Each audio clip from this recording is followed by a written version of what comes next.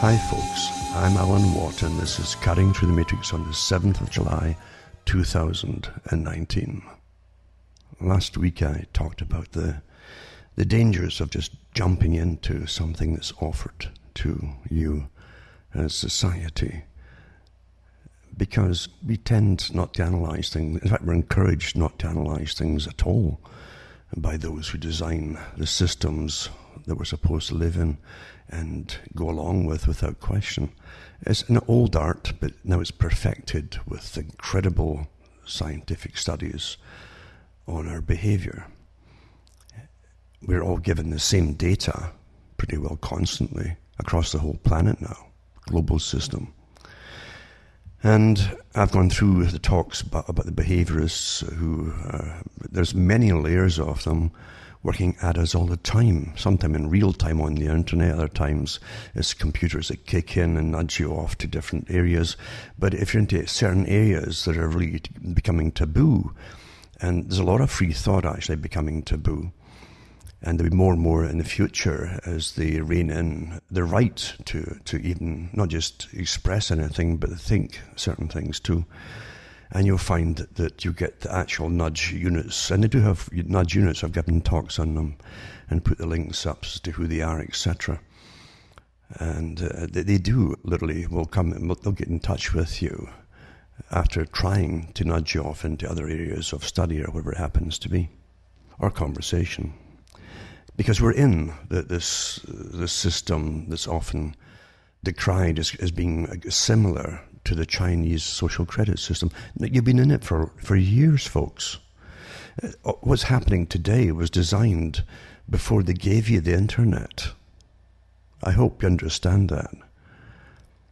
I'm constantly astonished at the people who you could educate and educate and educate with evidence of how we're guided step by step into every year, actually, and every new thing that comes along, we're guided into it and how to accept things, what our opinion should be, and so on, and given all the evidence. But they go straight back in to thinking we're still stumbling down through time somehow, because it's just too huge for them to imagine that billions of people across the world can be guided by the same people at the same time along the same path. Nothing is easier when you understand how to do it, and you have the means to do it, and the authority to do it. There were books churned out, lots of books on the global society and the coming socialist order, etc., of the world.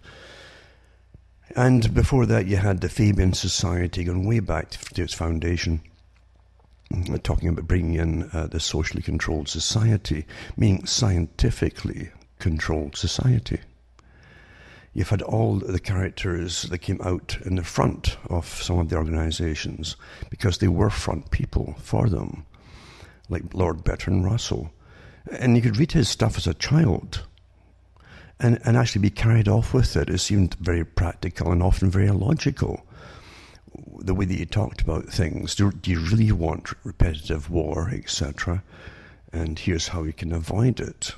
But his solutions to it all is for, again, the same controlled society by using the sciences of control, mind control, and programming of children in a perfect scientific way. And again, right through their childhood and right through their adulthood as well. Well, you're in that. That's called lifelong education, they call it. I gave talks on this when we were given the internet years ago, and before it got to where it is today, where in the 1930s and 40s, they had people coming out for world socialism. One of them was a bishop in London. They call him the Red Bishop. He was quite open about the need for conformity across the world and how to shape the people's minds and how it would have to start, again, as always, with the children and continue, he said, right through their lives. And at the time, people would scratch their heads and think, well, I'm not going to go to night school for my whole life. You don't no, he was talking about entertainment. And the radio in his day had taken a chunk of people's time with very enticing plays and serials where folk could, and don't forget where the word serial comes from series, right? And they would tune in to find out what happens at the cliffhanger from the day before, half-hour shows and things like that. And people would rush home to try and get them. Women who, in those days, in the 1930s and 40s, would all tune in to the radio or meet with friends' houses and listen to the radio to hear what happened. So you've got behavior modification as to what you're doing that day, you see. And then you have the added influence of the messaging implanted in the story, the social messaging. So it's never stopped, but that was what he meant by it. And today, with television, that was incredible. What an amazing tool that was for the controllers. Eh? And Adam Curtis did some good documentaries on that alone, on how it was used. But you really are today with the internet and all the rest of it, and with worldwide systems with supercomputers and algorithms managing all of us and guiding all of us along where it wants you to go, you see, as opposed to where you wanted to go and so on. It's getting much easier to control everybody, and you get the same flow of information, which is a dearth of information right now. That's why tonight I'm not going to give you much news at all, because news, as I said, we've turned a new chapter that the elites wanted for a long time. They don't want you knowing what's coming up in bills and laws and government, because you used to protest against them and maybe change the outcome. So what they did is train society to leave it to the experts. Just play yourselves and use your free time for entertainment and be programmed at the same time. And then governments just put handouts that are dispersed through different media. And that's how you get the information of any laws that are passed, etc. So you see how they've managed to squeeze you out of participating in what's called democracy. And I know it's a con democracy, but they managed to squeeze you out of it, even the right to really know what's going on. And eventually it'll be a crime if you demand to know what's going on. I really mean that, because the system, even the Club of Rome has said, democracy would never work. It didn't and hasn't and would never work. It's used as a tool, you see, to get everybody else to go along with policies, thinking that you do have a say in things for change. That's the purpose of it. But in reality, as you've probably all seen, we're living in a very dictatorial system. As an example, and so this will continue from last week's talk perhaps, but as an example, I was thinking of George C. Scott. He was a good actor, awfully good actor, and a good character actor. But and of course he was in some just bubblegum movies too, down through the years, like anybody would do for the money. But he was in one about the Hindenburg. Again, speculative idea of what may have caused the big the Hindenburg bomber. The Hindenburg, of course, blew up coming from Germany to New York as it was landing. So what caused it, you see? And of course, this was in the 1930s when Adolf Hitler was in power. And there's a little bit in the movie, I remember, where they had passports being asked for and questions being asked to passengers just leaving Germany going to New York. And it's portrayed, again, as the usual, there's nothing in the world worse than the Nazi system, as though they never had that kind of thing in previous and parallel systems at that time. Of course they did, because a lot of what Hitler brought into being, and it's a socialist system, was taken from the communist system, the Soviet socialist republics.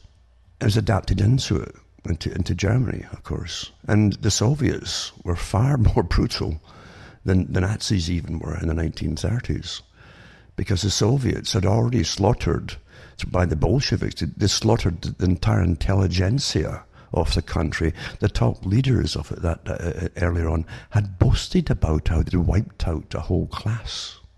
Then they replaced it with their own, you see. It's amazing how one thing is bad, but a similar slaughter is somehow not worth mentioning. And it's not to hold grudges, but I'm saying here's a story in it. So here's the Nazis asking for passports and why are you going to New York and all this. And I thought, this is portrayed, I think it was done in the 1970s, the movie. And yet it's nothing to what we've taken calmly and its routine today across the whole Western world, going on an aircraft with a massive, bigger system called Homeland Security in the States, and barrages of metal detectors and all the rest. Isn't someone just asking why you're going to visit so-and-so? It's way beyond that. But that's portrayed back then as bad, you see. How we adapt into systems. It's amazing to me how we adapt into systems which can parallel something and surpass something that was shown as being diabolical at the time. You see how it's dangerous, it's so dangerous to forget. And I've given talks on how we're trained to forget all these little strides that you make. Because under the guise of keeping you safe, they always strip you, always down through history, of your rights. And the first one to go is the right of privacy. You're in a dream today, a dream of tyrants that's our nightmare. And we take it so calmly as being not as for our own good, you see. History, I've said before, is a horror show. Down through history, down through many, a horror show.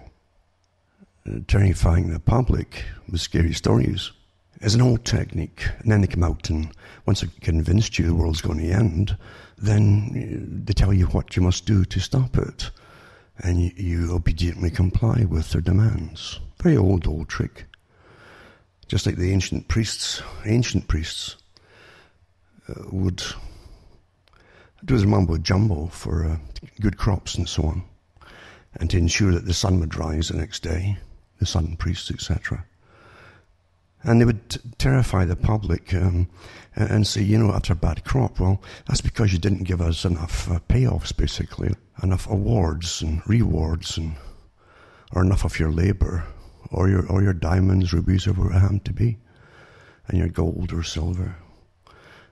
And that's how many ancient priesthoods survived across the world. Latin America had it. You have it, of course, in different parts across the Middle East. And so on. A very, very old technique of terrifying the people. And, of course, as they had a life of leisure, these priests, then they could study and collect information, which becomes education for themselves. And that's why it was passed on very secretively amongst themselves, information on the study of the stars and how stars moved and the positions of them and so on. And also the planets as well, positions of planets.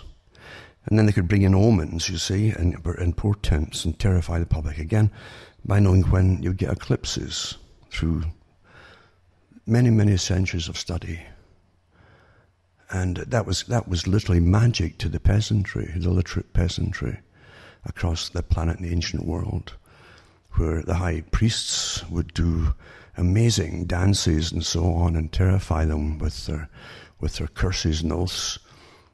And sure enough, here's a trial. It's like a trial, before you throw your money in to them. This is what could happen if you don't. You keep giving us money to make sure the sun keeps up and comes up.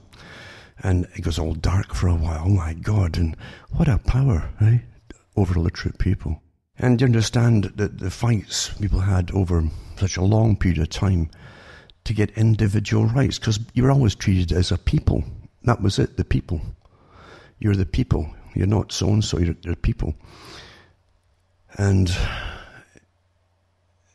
those in power have always tried to keep it the same way. Individualism is the worst enemy of totalitarian systems. They will not tolerate it, and they can't tolerate it. Mao Zedong said the same thing when he was asked about the things he feared. And he thought about it, and he didn't fear weapons or guns or anything. He said, I fear someone who's got a big idea. The same term that George Bush, the two Bushes actually, the father and the son, both used in their speeches on a New World Order. A big idea, they called it. Because in the circles, you see, who rule the world, in the club, you might say, it doesn't matter what party that you pretend to belong to, they're on the same club, and they've gone through the same rituals, etc. But the big idea, of course, is someone who comes along and it comes up tonight. A religion, for instance, terrifies them. It terrifies them because, believe it or not, religion will motivate people much quicker, faster, uniformly, so they'll cooperate than anything else. Starvation won't do it the same way either. But for cooperating with each other along a belief system, they'll do it, and it terrifies them. And so the first thing they had to do is destroy the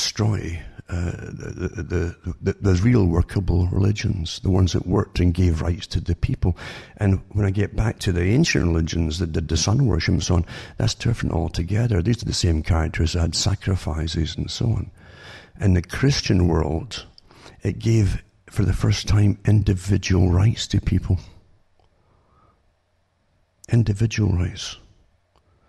And that took a long time to ferment properly and come down through time. And you look at the end into the 1800s, 1900s in Europe and in Britain especially, the changes that eventually came to be. And it took a long time to do so. And it was never made perfect or not.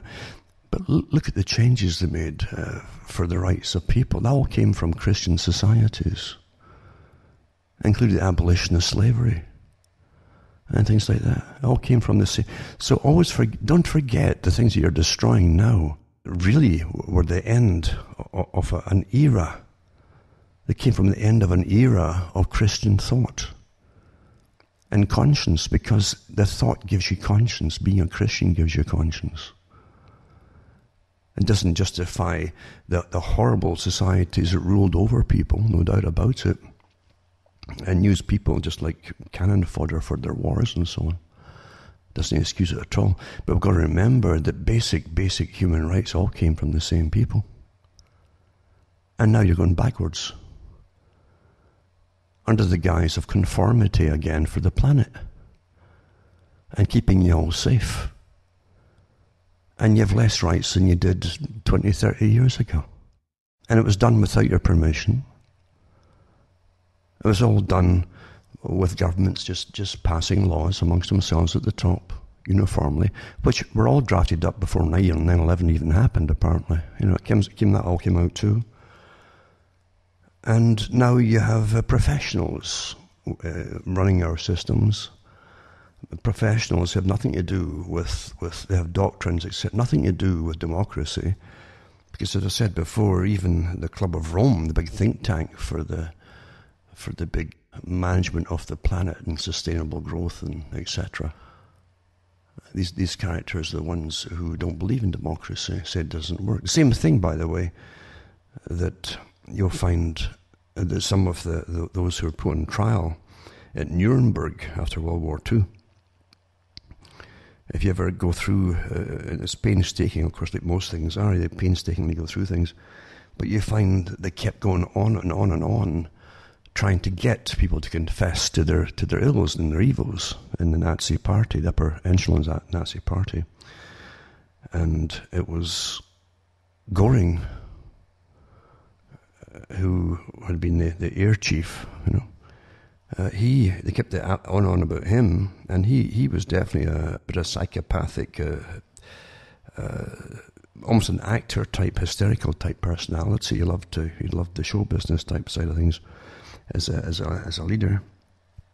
But he did say that the reason that Germany, in the middle of a mass depression, where nothing was working, and hyperinflation and all the rest, he said the reason they brought in the Nazi party and then they did away with the basic democratic rights for it, says because democracy could not work at that time, you see. And basically we're told the same thing after 9/11. They still use the term democracy because you're still allowed to vote for leaders. Whether it's all real or not, it doesn't make any difference. I don't believe it's all real.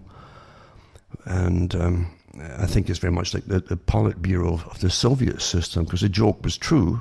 It was a true joke, but you get 4 folk to vote for the Politburo. A Politburo member, A, B, C, or D, all from the same one-party system.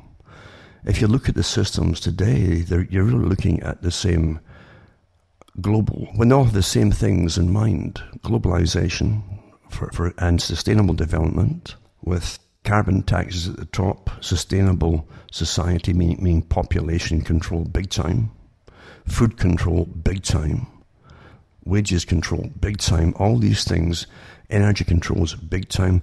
It's the same kind of system, folks. I don't care if they use democracy or not.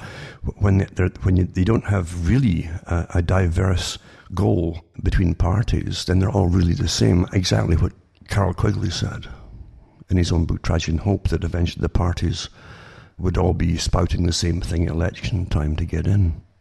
As I say, we've never had... I can remember giving the talks before 9/11 happened, and then the week that, and the nights and the week that 9/11 happened, and I knew there was a massive agenda going to be unrolled very quickly. And I said the hardest thing you'll have from now on to do, the hardest fight you'll have, is to hold on to your sanity, because everything literally that was has to be destroyed to bring in the new. Everything. Because the 21st century is a century of change and transition, as they call it. It's all change. And this was, again, getting back to last week's talk. I was thinking about it. We were warned about it from so many different people. In the know. Many of them were actually in the know and in the planning system of what was to come. Like the family of the Huxleys. Julian Huxley was adamant in the need to depopulate all the wrong peoples, meaning working classes too, to be superfluous. Again, it was all a specialist class that was advising everybody, and you had the time and motions people, they called it too, for efficiency. And then you had, the time will come when there's overproduction in this economic system, and therefore we'll have to have less folk looking for jobs, etc. So you depopulate a controlled, scientifically organized society. All discussed, and they all signed on to, including Julian Huxley, of course, a big avant-garde part of it. And they're all members of the aristocracy. Quite amazing, including Bertrand Russell. And then they came out, and next thing you know, all the working classes are following. Well, yeah, he speaks for me. It makes a lot of sense, because all they have to do for the working classes is to offer them a few goodies here and there. They always do. Listen to the parties today that all sound the same. Vote for me, we'll give you free this, free that, free healthcare, free education, free food even. Everything's going to be free in this paradise. And it's always astonished me how simplistic it is and how people fall for it. But then I'm a bit different. I don't even have one of these convenience cards for any particular store that everybody lives on these days, apparently. For they get a little percentage off, or they get air miles points or something. They call them mouse traps in the companies that market, come up with the ideas for marketing these things. And everyone's thinking they're getting a few deals here and there, and they give all their data away. They're watched like you wouldn't believe, as shared with governments and other departments, and they know everything you're eating. And I've already had discussions, and I gave talks many years on this, where they would have come out with different departments of health and saying, we've noticed you're eating too much of this or that or whatever it is, you see. And eventually it's going to be black marks. This is the same system as China. Don't you get it? We were doing it long before China put all that in. And they didn't have to force anybody here either. They just said, if you take these cards and then we can watch everything you're eating and so on, you'll get little discounts and all that. And away they go. It's like scratch and win. Away they go. As I've said before, what tyrant in history ever thought of just getting them to get down on their hands and knees and bow to you and do anything you want them to do and give their will to you? if you just give them just free offers. No tyrant ever thought of that before. Never dawned on them. They thought that they beat it into you and conquer you. Well, you're conquered without it, you see. It's just astonishing. And therefore, when you're going to be bad, you've had a bad thought, or you've looked at something on the net that piqued your interest because you didn't know something, and you may go looking for more information, and it's a naughty thing to look at, and you're not supposed to. It's on the X. You don't look at that thing because your masters don't want you knowing that, whatever topic it is, or even think. It doesn't mean it's true or not. See, you're not allowed to have your opinion on anything. That's the point of a uniform opinion in society on every topic. You're all going to be like clones of each other. That's as close as I've got it at the moment, without total genetic engineering of a generation. But, as I say, people forget so quickly where it all comes from. Back in the 30s, you had Aldous Huxley, who at least came out and warned people about what was going to come if they didn't stay awake and take an interest in the powers that ruled over them. That's why he did Brave New World. It was put out as a warning. It wasn't just to get big money and get his name in the lights, etc. He was an oddball in the family.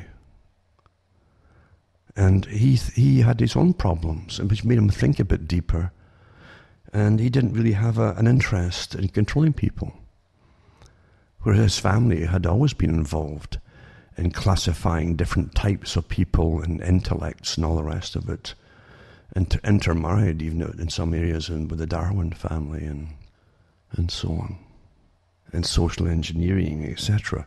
But he himself saw what was coming because he was in on meetings and he listened to the people talking to in his own family that were in other meetings. Julian Huxley was up to his eyes in plans to control society, Planned Parenthood and all the rest of it. And UNESCO. Anything that made uniform systems throughout the world which they could control. So Aldous Huxley did warn people through Brave New World.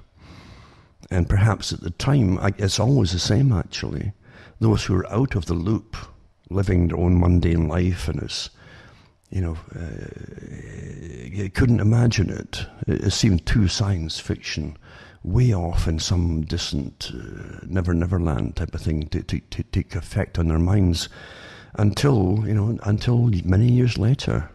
And yet it was already being discussed how to implement it when he wrote the book. It's all eugenics, remember? A eugenic system where people were literally bred and designed to be whatever the work they were designed to do.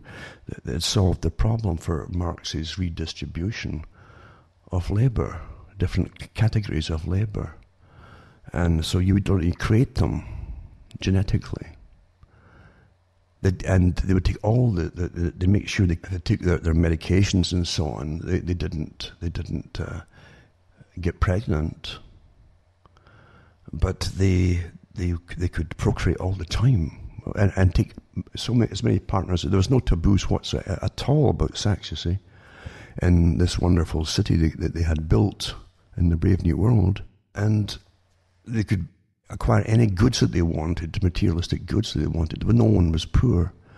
But it was like a world of fun and play, and during the day you had your job assigned to you, and you were designed literally. The genes that they claimed that if you had any unhappy genes had been removed from the sperm or the ovum, and you were guaranteed to be like the uniform generation of the you that was before you, in whatever classification it happened to be. It's interesting too that Brave New World, the author of it, taught George Orwell briefly for a while, and then Orwell came out with his book 1984. So they had a comparison of the two books, but it wasn't just a comparison, it was of things which were definitely going to come. And in George Orwell's day, it had come to an extent with the communism, with the bootstrapping on the human face forever, and then had gone through the same system in a German fashion through the Nazi Party. Both big experiments, very similar in socialism, scientific socialism as they call it. But he also knew that they did experiments which would go further than that. At the same time, we should remember too, and the reason we're into this tonight as well is because, as I say, this new chapter we're in, you're not getting any real news, have you noticed? You really aren't, are you? You're being kept out of the loop because they've weaned you off of your right to know things. Quite amazing, isn't it? So you get declarations from government after laws and things have passed, but you won't be really aware of it. And maybe not even concerned, because there's so much entertainment out there to follow, or what the stars are doing, or who's sleeping with whom. And the star-studded glitterati, as they call it. So anyway, in 1948, Orwell's book came out, and it was called 1984, The Reversal of 48. He had a title which was changed to The Last Man, basically. He wanted to call it The Last Man, but his publisher didn't like that, and it was self-explanatory in it, what happens to Winston in the book 1984, what he meant by The Last Man, and the comments of O'Brien, who's assigned to torture him, about him being, if you're the last man, you know. And maybe someone look at his face in the mirror after his teeth have all fallen out and all the rest of it. He's been shocked to death with terrible electric shocks and so on. The whole point was to completely destroy your individuality. The individuality that separates you from the state, whatever the state happens to be called or the system is called, you and the state. Until you couldn't see yourself as apart from the state. In fact, eventually you'd burst into tears and be horrified if you thought you were barred from the state.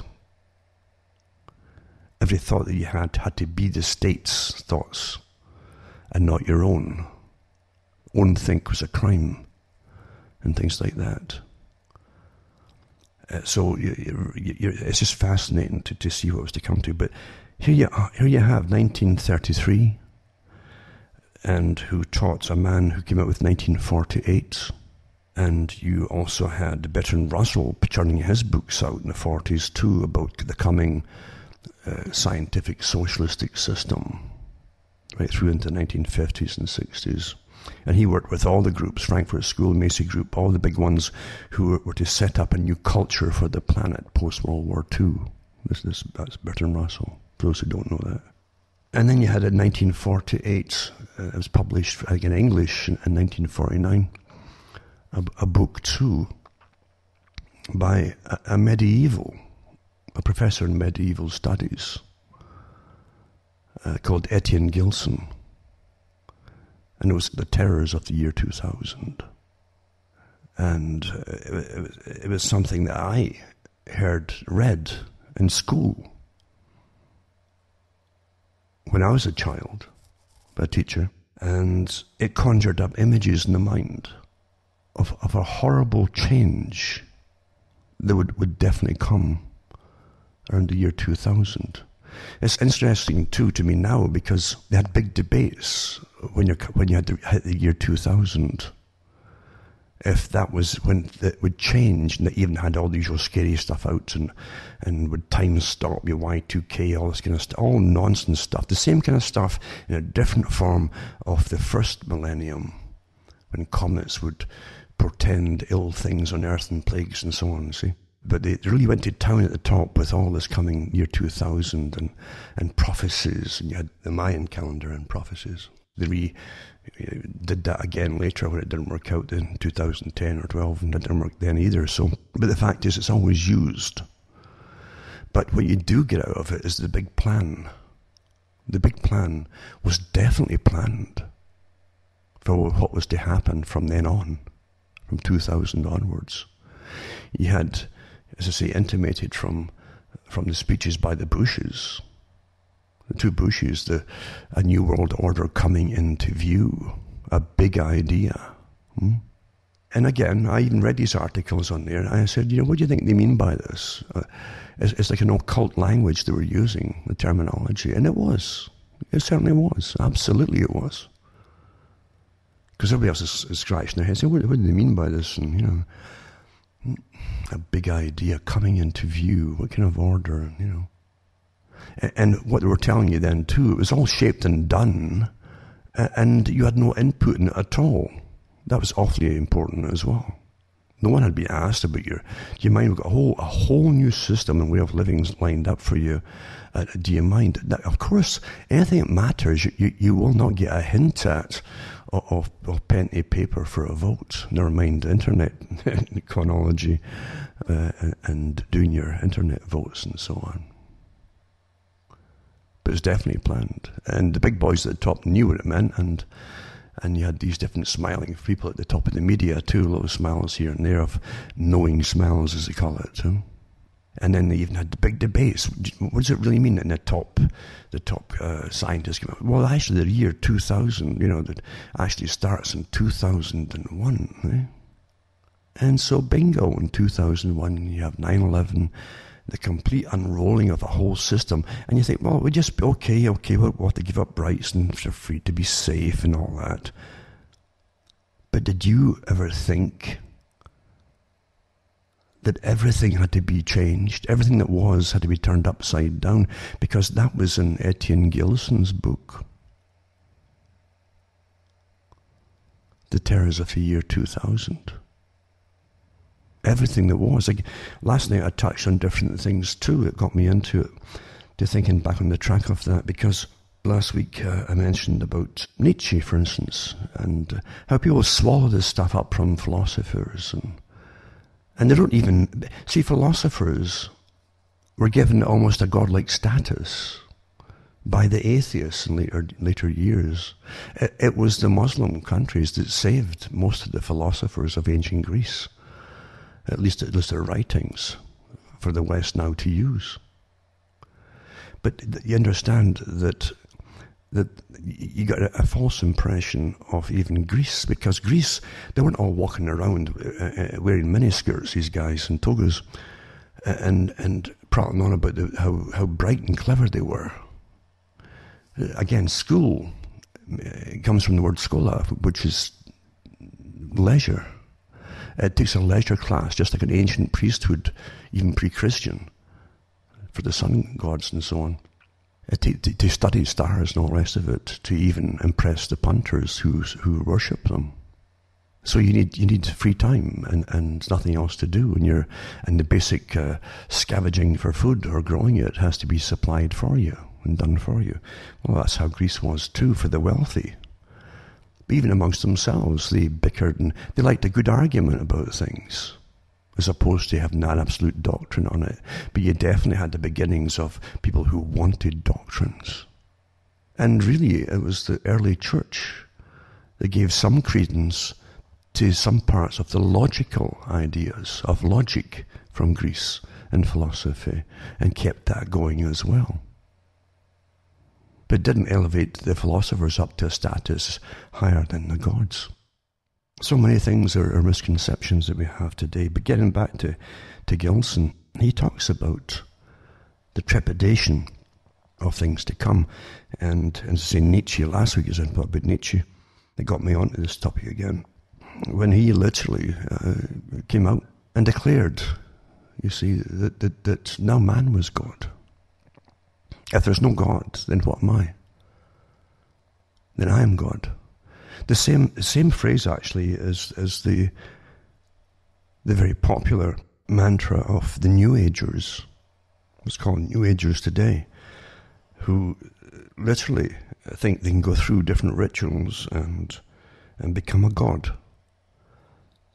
And I remember the old documentary by Shirley MacLaine, who chats about it, and then you see her on the beach as a helicopter goes higher and higher, and she's spinning around saying, "I'm God, I'm God, I'm God." Tell a little squeaky voice, saying, "I'm God." Yeah. And that again is the end result of throwing order out of the window. The New Age, as it developed, was to gain power, unfortunately. And when man becomes God to gain power, then you have chaos, as they all put spells on each other, and they all hate each other and use or abuse each other. You're back to primitive chaos. They don't want basically a religion which steadies them, and it steadies the people by giving them rules, basic rules of rights and wrongs, not just for an order, the order, whatever the order is they join, but literally an order for life and living itself. And most of the time they'll miss all of the points that are given out to them of improving themselves. Because often improving yourself means you must give something up. And they don't have the patience to wait and see what happens by giving something up. And therefore the greatest things, or miracles as used to be called, will pass them by and they don't notice them, or they don't experience them, they don't have them. And so they go deeper and deeper into invocations and sacrifices and terrible things like that to try and get that power. Of course, there's courage at the top, because anything you join that's a systematic system, basically a formula, also is a pyramid with the controls at the top. Now, all religions can go the same way, with controls at the top, when they get infiltrated or corrupt themselves, and anything that's done by humankind always ends up corrupt anyway. It's human nature, so there you go. So, and the more you throw off the controls of human nature, which are self-imposed and voluntary, then the more corrupt the system becomes. That's how it is, really. That's a very simplistic way of putting it, but in a simplified way. But the fact is, that really is what present-day magic has brought people to. And they miss the point of it all. And they don't want something that's been so maligned and abused and misused too over time. And that's what happens, is Christianity. They don't want that. Where you're given the choices of doing the right thing or the wrong thing. And everyone knows what's right and wrong. You all do. I don't care who you are. You know it. So, the terrors of the year 2000, where everything would happen, and everything that once was forbidden or warned against would become the norm. All rights were turned upside down. That's what Gilson was talking about. And he was taking it from, almost a canonical type of viewpoint from the Middle Ages onwards. And how humanity existed and saw itself from the different strata of society, all the way down through time to the present, at that time, the present time he was living in. And as he mentioned Nietzsche as well, that again, if God is dead, then who is God? Then man is God, see? And all the things that were prohibited, and generally to keep a society safe, even workable with your neighbours and everything else, could be turned upside down and thrown out the window, you see? When all the laws and rules for survival, and rights, and don't steal, the basic commandments and so on, all those things were just tossed out the window. If God was dead, then what was impossible? Nothing became impossible. And that's the terror, you see. That's one of the biggest terrors. That now nothing is impossible. Killing millions of people now is possible. That goes in, again, to talks I've given on Kissinger and Brzezinski, big top security advisors. And Brzezinski saying the same thing, and Kissinger as well. I think he went along with it and said the same thing himself. They both said the same things often because they both belonged to the same organizations at the top. And at one time it was almost impossible to kill 1 million people and dispose of them and deal with it, the manpower, logistics, and all the rest of it. But now it was easier to kill millions of people, to kill them, than contain them and manage them. All these things tie into what I'm talking about, right? The terrors of the year 2000. From the actual book itself, it says, is in very truth, it's a beautiful, frightening, and penetrating prose poem, in a sense. And Gilson gives to us, without scholarly references, even enigmatically, in what concerns his medieval base histories of Raoul Glaber and others too. That's all contained inside of it, because he draws from previous authors and writers. And some of the book actually came from one of his friends who died already. I think it was Fossil. If you read it, it's a good read to make you think, for those who like thinking. A lot of people now today don't want to think. Anything makes them uncomfortable, and been trained, of course, to turn away from anything which might make them a wee bit edgy or uncomfortable on something. They'll turn away from it because it might be scary about yourself. The last thing you want is maybe impose self-restrictions upon yourself, or maybe you should change this or that or whatever, or maybe you should be involved in certain things. Although even people who, in a Christian sense, used to take it as the world was evil. And technically, I can't really disagree with them. The things of the world that happen in it because of humanity itself can be definitely evil. Let's admit that, at least. Admit it. Then the animals have no choice on what they do to each other, predators and prey. And even you'll find even chipmunks will fight each other over food in an area. They can't help their behavior. So here we are with our ability to think and choose. But inside humanity, you have the different types cropping up, and there's no doubt about it, the psychopathic group have always had a high position, if not governing the world, in the countries of the world, then administrating it and planning it for those who own it. That's what I've come to conclude a long time ago. But anyway, as I say, Gilson goes through some of the histories from 1914 onwards throughout Europe, what happened, and the horrible wars that were, millions of men threw themselves against other opponents, millions of men, and really what was the first mechanized war and more perfected weaponry. And it was the first war where they admitted that everybody, all civilians were part of it. It was called total warfare. That became a dogma, a theory taught in officer training in Britain initially, and then spread outside Britain to other countries, to total warfare, that no one in a nation could be basically left alone. They're all a likely target because you're making something, or you're keeping, just like we do today.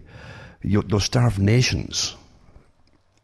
I shouldn't say you don't starve nations, but those who rule you starve nations for their own agendas, to make people supposedly overthrow the guys who are ruling them. So starve you this is the hope they have, to starve you until you rebel and overthrow whoever's ruling over you. What a very humane way to do things, eh? Very civilized indeed, very intellectual. This is the 21st century and they're still doing it, eh? Yeah. So, believe it, the same characters under sustainability are going to do the same with all of you, folks, and rationing, etc. I've already read some of the articles in the past where they've discussed this. And it may come under different terminology, but it means the same thing. They're awfully good at hiding things with terminology to confuse you. But anyway, I'll definitely go through a little bit of this, things to come, as I say, with terrors of the year 2000. And that's where he traces it back to, as well as people like Nietzsche, and the philosophers who trained you step by step into the acceptance of the utter horror of it all. A horror, 1914 should have shown them that you couldn't go on with a war right away. It was so obvious, where machine guns, the heavy-duty machine guns on bipods and tripods, they could fire 600 rounds a minute in belt-fed ammunition, were placed along the trenches every sometimes 10, 15, 20 feet. So anything running towards them on a flat plane got halved in two. And you couldn't miss them. With armies, they weren't allowed even, as they attacked, to lie down and crawl towards an enemy to give themselves a lower profile. No. And they kept that up right through the whole war. Well, if that's civilization, you can keep it. And then they added gases to try to, again, all the things getting back to the idea of Nietzsche, when all the things that made things horrific to the sensibilities were now tossed out the window, all the rules. Therefore, anything was possible. Nothing was prohibited. You understand? Nothing. Total war itself, except the fact they might have to annihilate whole nations of people.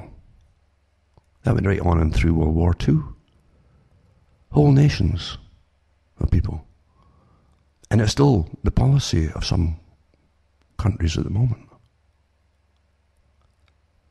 All because, as I say, the Europeans first had tossed out the window, for various, some of them good reasons as well, and terrible industrial revolutions and poverty and squalor galore, of a society that became hardened because of the conditions and threw their religions out the window and allowed their leaders to grab Nietzsche and all the other philosophers too that would go along with it. They tossed their religion out the window and it made everything possible. Nothing was unthinkable. And it's been on a roll ever since, folks. All that was right is now wrong. All that was wrong is now right. Gilson also talks about, in his book, remember 1949 it was published, that they called it Pasteurism at the time for Louis Pasteur, who, of course, there was a great discoverer of bacterium and studied of it too, and pasteurization of milk, but they called it Pasteurism. Actually, it was better known at that time for biowarfare. We didn't have the term biowarfare. But he's talking about the banks of the arsenal of stuff they were creating back then, and had been during World War II, up until his book was published, of diseases, and altering them to be more efficient killers of humanity. All that was unthinkable became thinkable. Some of the highest people on the planet are paid to go off in the mornings. They might have in fact, they all have very wealthy homes, live a very wealthy lifestyle, all paid by our tax money, and they design ways of killing us and other peoples. And we call this civilization that we live in. And Gilson also talked about how they could change genders of people by design, by designing babies. This is in the 40s. And how they wouldn't stop there. They make new types of humans to suit specific jobs. I've talked about this before. There's definitely branches of science and biology and they talk about bioengineering humans, actually coupled with animals, if need be, different genes, to create specific types of humans that could even go undersea and become divers and welders and so, without the need for scuba gear, etc. And this is genuine stuff. I'm not making it up. The X-Files, that's all part of it. That's where it all came from. It's all this kind of stuff. Discussed a long time ago. Because there's nothing to stop anything from happening today, you understand? Because the rules that kept people from experiencing the horror was not to even allow it to happen. That's been thrown out the window. And now you get the sense of it all coming in waves, you see. And you experience the horror. And it'll be done scientifically. And you can be persuaded into it, like Huxley said. You come to love your servitude. No matter how bad it is and how demanding it, you'll love your servitude. You'll be convinced and nudged into it by the nudge behavior groups, behavioral insights teams, and so on. It's all here, folks. And the West goes sterile and doesn't even stop and ask why. And doesn't ask the obvious question is, how come it's not a crisis? Well, it's not a crisis because it's planned that way, obviously. Or it would be a crisis. Huh? If there's a crisis that you might all go extinct, believe you me, the farmers who own us would want to find out what's causing it, and they would stop it like any other farmer, obviously. But it's interesting too that because of that they knew they'd create different kinds of designed humans. Go into the impact of science on society by Bertrand Russell, tie that in with it too. And you'll see what he talks about. It's all connected. Russell said on page 50, I've read this before too. And it's good to repeat things to people because they forget so fast. He even mentions how repetition is so essential to condition you. Well, see, repetition on yourself is essential for you to free yourself as well. He said anyway, he says, Fichte, their philosopher, laid it down that education should aim at destroying free will. Right?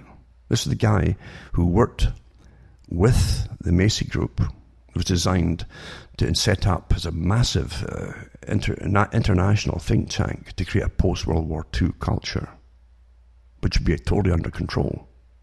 And creating free sex and all the rest of it, then coming with abortion to deal with the fallout of the free sex, etc., and the destruction of the family unit, yada, all that stuff they planned. They worked with it. They worked with all what's called the radical groups, the socialist groups. They worked with the groups, the Frankfurt School, for instance. And the Macy Group were also given the authority to do so, to create a new culture by Eisenhower, it was, when he became president of the US.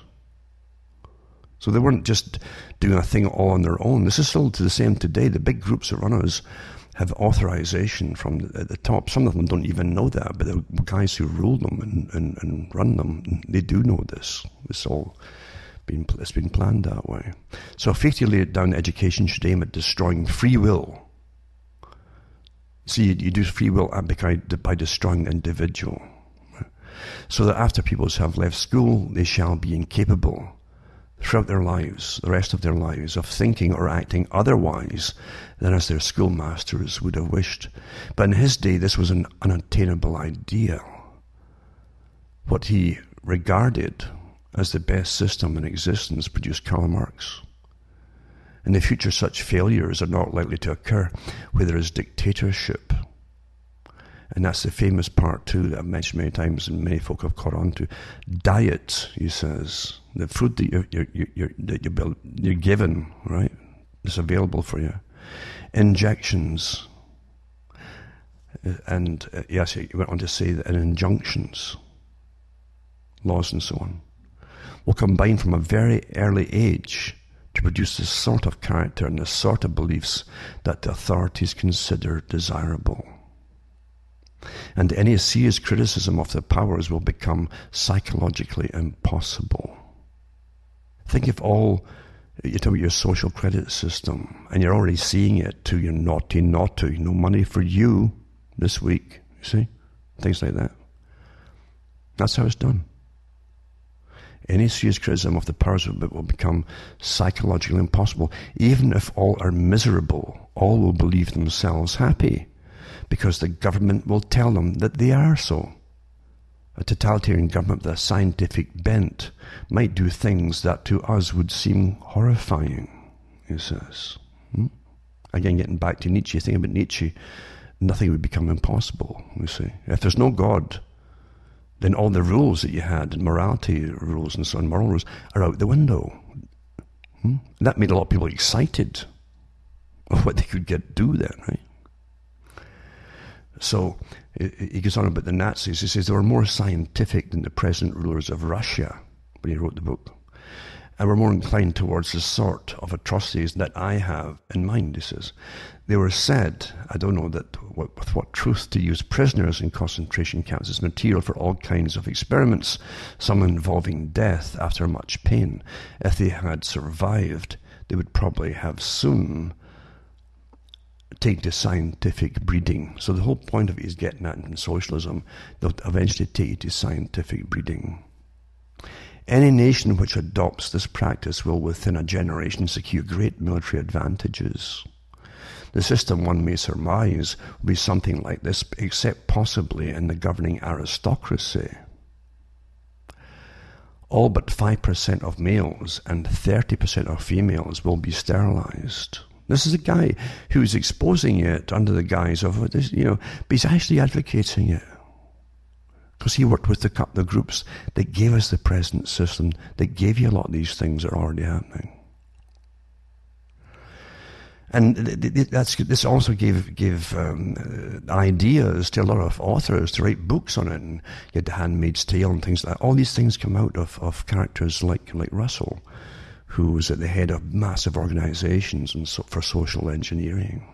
So anyway, it says all but 5% of males and 30% of females will be sterilized. The 30% of females will be expected to spend the years from 18 to 40 in reproduction in order to secure adequate cannon fodder.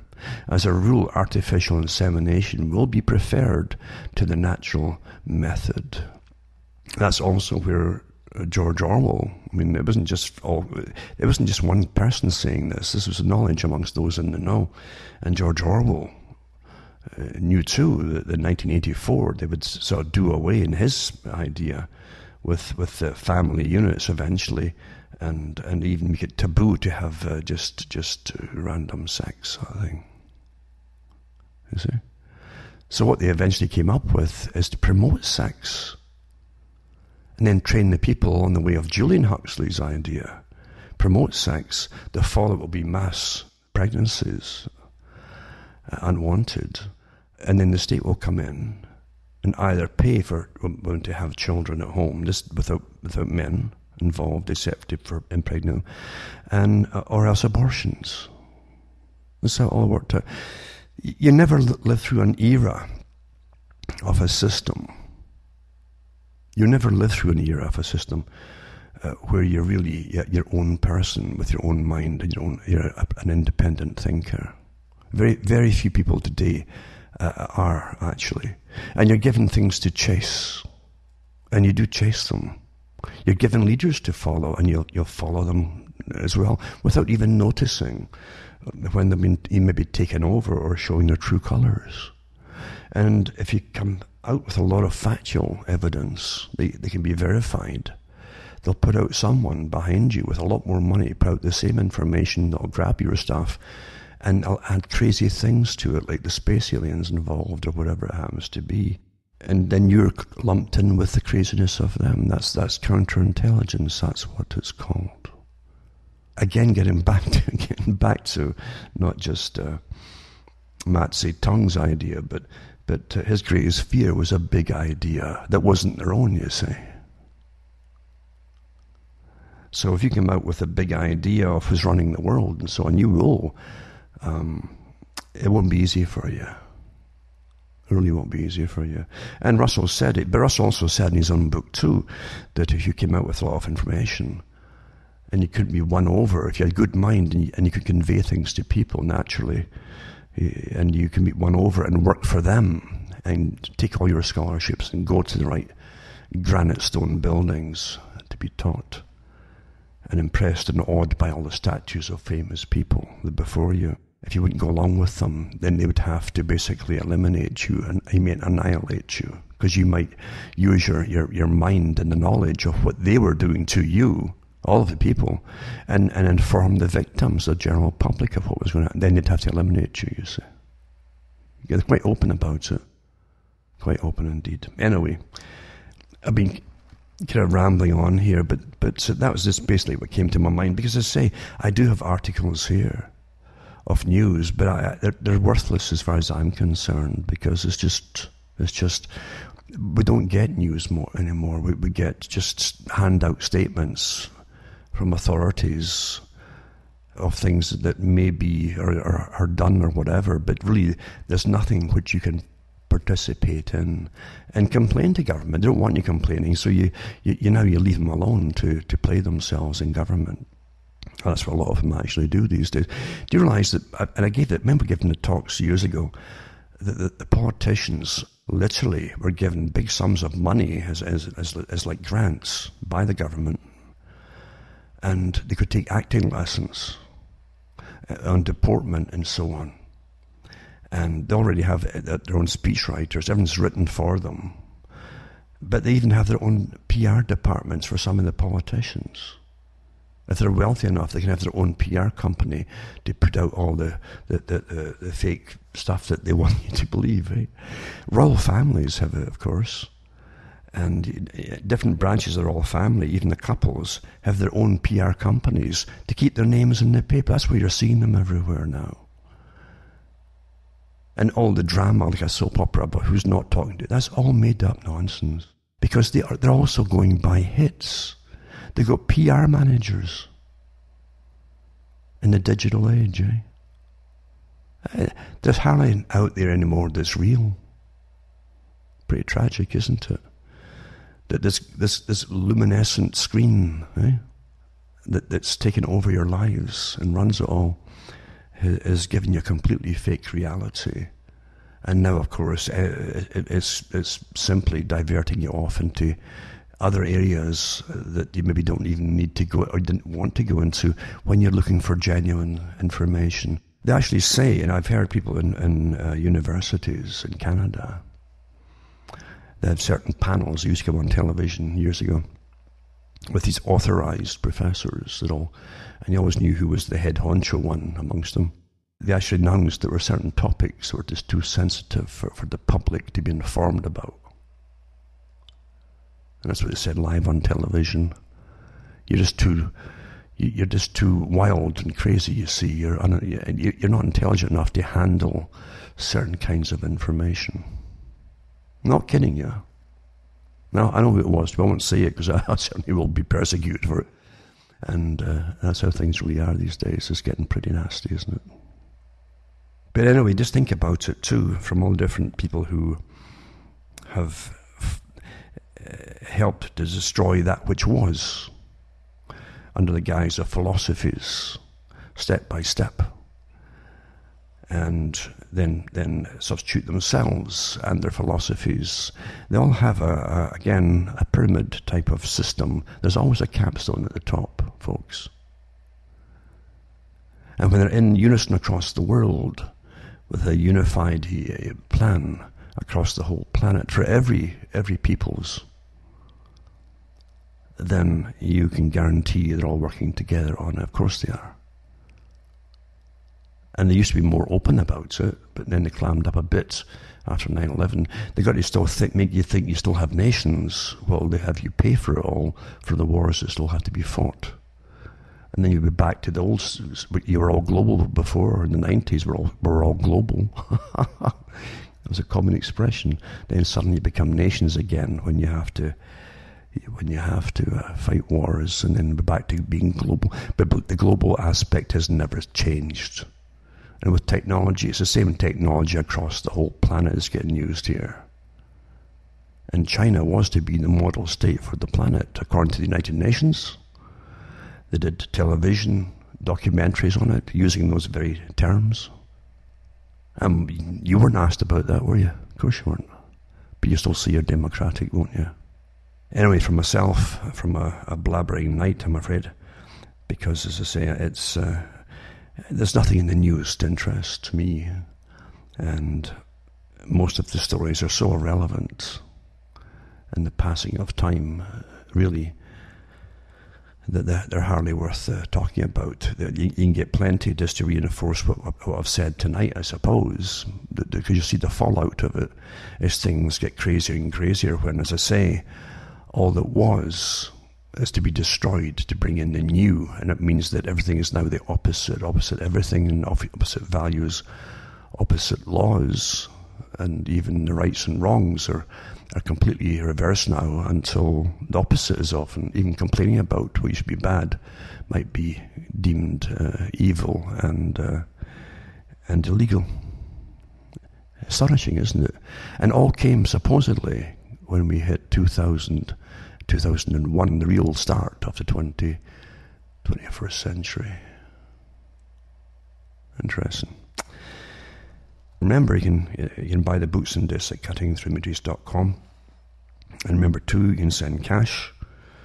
You can use cashless systems, and you can also send international postal money orders if you're outside Canada from the post office. Easy to do, very small fee for that compared to some of the other ways of transmitting it. And people can still send their personal check as well. There's ways to do things, because things will get worse and worse as we all get nudged and warned and cut off. And it's just like sheepdogs. Sheepdogs, if you watch them working on a group of sheep, a herd, can literally single out one or two according to the whistles, that language of whistles by the shepherds. They used to have these sheepdog demonstrations in Britain and Wales, especially. There was really good ones in Wales. And them so well trained, the two dogs could literally go into a pack, or a herd, as you used to say, of sheep, and separate the one or two that they wanted, or whatever it happened to be. Well, that's what happens to us now. They're separating you and just nudging you off away from the crowd and try to isolate you in a different pen from the rest of society, right along the lines of Bertrand Russell.